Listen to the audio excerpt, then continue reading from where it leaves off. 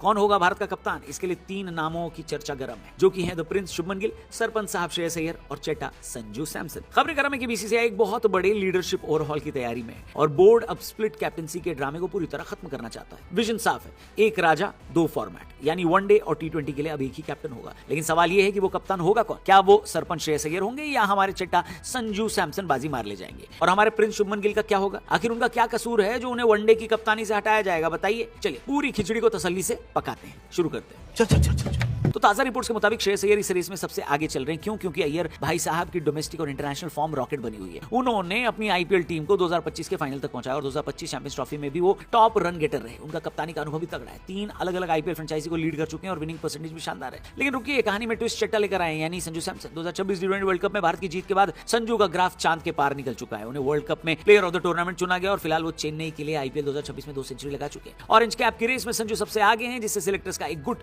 उन्हें ही T20 का permanent captain बनाने पर अड़ा है। अब मैनेजमेंट के सामने श्रेयस को लेकर यह दुविधा है कि वो काफी समय से T20 इंटरनेशनल टीम से बाहर है। ऐसे में हो सकता है कि आने वाले आयरलैंड और इंग्लैंड दौरों के लिए संजू को ही कप्तानी सौंप दी जाए। इसी बीच कल मैदान पर जो हुआ उसे देखकर सिलेक्टर्स के पसीने छूट गए होंगे, क्योंकि कल के मैच में गुजरात और राजस्थान की भिड़ंत हुई। जहां सबकी नजरें कप्तानी के सिनेरियो पर थीं, वहां शुभमन गिल ने अपने बल्ले से वो शोर मचाया जिसने सबको खामोश कर दिया। गिल आईपीएल इतिहास के सबसे कम उम्र के खिलाड़ी बन गए जिन्होंने 4000 रन का आंकड़ा छुआ। ऐसा करते हुए प्रिंस ने किंग का सालों पुराना रिकॉर्ड तोड़ डाला। T20 वर्ल्ड कप से ड्रॉप होने के बाद गिल जिस तरह से 49.44 की एवरेज और 159 के स्ट्राइक रेट से रन कूट रहे हैं, वो साफ इशारा कर रहे हैं कि उन्हें कप्तानी की रेस से बाहर करना नाइंसाफी होगी, खासकर वनडे में। मगर गिल को वनडे कप्तानी से हटाने की चर्चा को बोर्ड सजा नहीं बल्कि रणनीति कह रहा है। अंदर की खबरों के हिसाब से बोर्ड का मानना है कि गिल को बर्न आउट होने से बचाना है और उन्हें टेस्ट स्पेशलिस्ट और टेस्ट कप्तान के तौर पर तैयार करने के लिए व्हाइट बॉल की जिम्मेदारी से राहत दी जा सकती है। ये तो चलिए टेस्ट की बात है, लेकिन इस बीच सूर्य कुमार यादव यानी हमारे स्काई का क्या? उनके लिए तो खबरें जरा भी अच्छी नहीं है। रिपोर्ट्स कह रही हैं कि बीसीसीआई का धैर्य अब जवाब दे रहा है। सूर्या पिछले 1 साल से कलाई की चोट से जूझ रहे हैं और ये बात उन्होंने बीसीसीआई से छुपाई भी थी, ऐसा कुछ सोर्सेस बता रहे हैं। इसी वजह से और कप्तानी के दबाव में उनका फॉर्म भी गिर गया। मुमकिन है कि उन्हें आयरलैंड और इंग्लैंड दौरों से हटा दिया जाए। तो भाई टीम इंडिया की कप्तानी का सिंहासन तैयार है, बस मुकुट किसके सर पर सजेगा इसका फैसला आईपीएल फाइनल के बाद होगा। क्या अय्यर सरपंच बनकर दोनों फॉर्मेट संभालेंगे या संजू सैमसन T20 के चट्टा बनेंगे, या फिर गिल अपनी फॉर्म के दम पर प्रिंस से सीधे